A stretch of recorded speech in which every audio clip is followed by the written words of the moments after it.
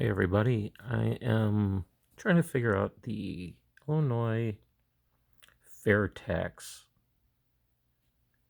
amendment that is on the ballot on Tuesday, November 3rd, and I'm not finding a lot of good information on the internet.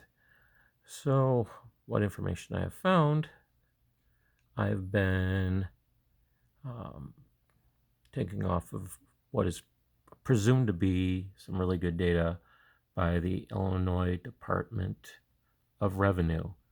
Now, this is one I pulled up off of their website, and this is date filed October 2020. Shows report date of October 23rd, 2020, considering the 2018 fiscal year or taxes from 2018 as final. So I'm using these numbers, the adjusted gross income, how many returns, and the dollar amount of the adjusted gross incomes. So I made my own file. Now you can look at this, and there's county averages. There is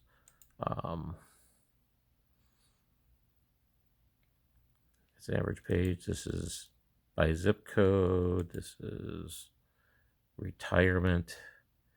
We're going to look at the original income. So one thing I tried figuring out, this is the proposed down here. Table 1, current and proposed. So I'm going to be, for all intensive purposes, using this table and using averages. Not, there's really no groups that are not the average. So what you're seeing is I'm basing this by dividing amount of returns by the gross amount of adjusted income, which gives you the average income by the group. And if you take the tax rate based on this, I've put in here, so your 2021 tax average based on the new tax would give you this much based on this average. The flat tax, which we're already under, would give you these numbers.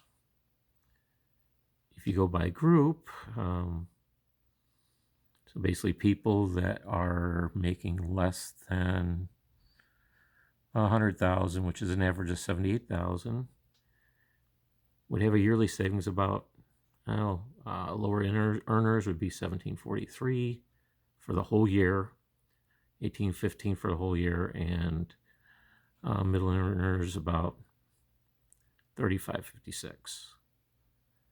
Now, currently, people that make 500,000 or more came out to an average income based on $95 billion. They have an average income of 1.5 plus million dollars of income. And those are the ones that would be getting a 7.99% tax. So those are the ones that were going to get killed on stuff, but probably can afford it. The current tax, they would be paying an average of 77,000 plus, and the new tax would be 124,000. So based on that, the average person would, high earners, would be paying about 47,500 more per year. Now keep in mind, then I did some percentages, and that's what the gross amount of extra money that Illinois would get out of those people. Now, here's the percentages of that.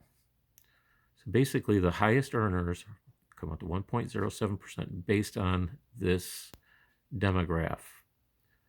So I did a little bit more math, and if you can read it, the amount of average citizens it will save is about 4,816,000, we'll say.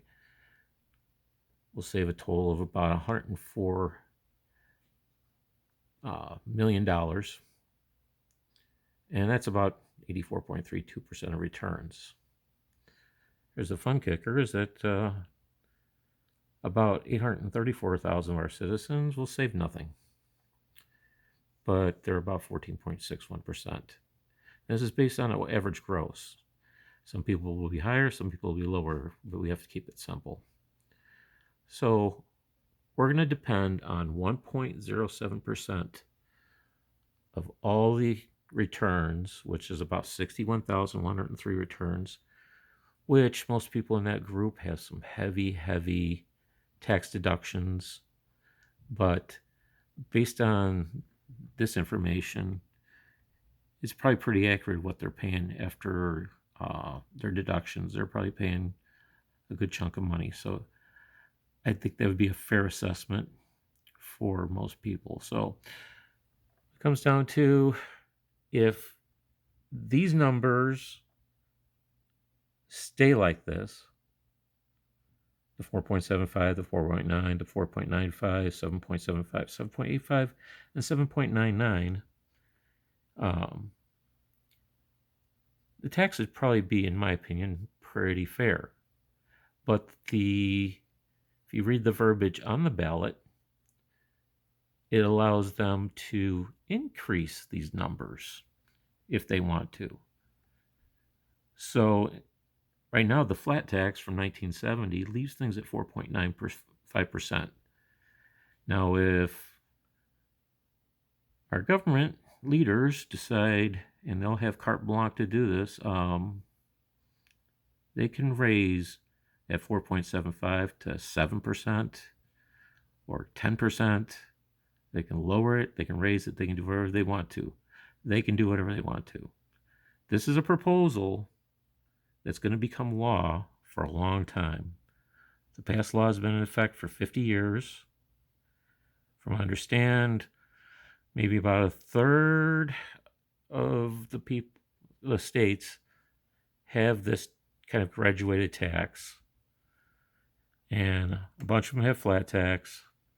So some have no tax. But what you got to decide, if you're going to be aware and trust what's going to happen in the future to this tax rate, because this is just proposed and current. If those go up, that whole $17 you're going to save, or $18 you save, or $35 you're going to save, for the mass part of the population, which is 85% of the population, those are the ones that, if that changes and goes up a couple percent, you're going to start paying more and more and more. So is it good? Is it bad? It's up for you to decide. This is about the best way I can figure out to make some sense of it for myself. I'm a guy that works in Excel about every day. I'm not a CPA. I'm not a politician. I'm just the average guy just trying to figure out what all the smoke and mirrors is about, and try to let other people understand what's going on. This is Steve. Have a great day. Bye.